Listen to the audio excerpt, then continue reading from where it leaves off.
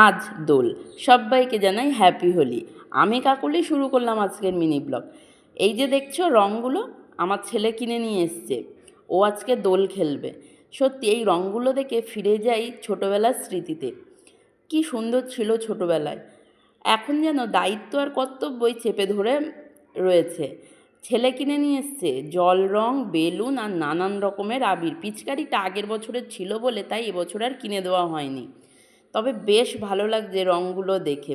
তবে আমাদের সময় এত রং ছিল না, আমাদের সময় ওই লাল গোলাপি আর সবুজ আর অনেক রকমের বাদুড়ে কালার ছিল, সোনালি।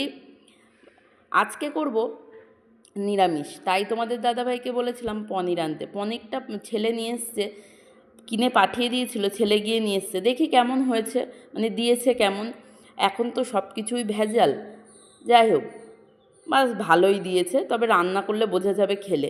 সকালবেলা বাইরে ঝাড় দিতে জল দিতে বেরিয়েছি, গিয়ে দেখি বিড়ালটা কী যেন একটা খাচ্ছে।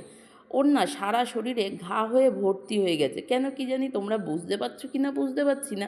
তবে ওই যে দেখছো গায়ে পুরো ঘা হয়ে ভরে গেছে।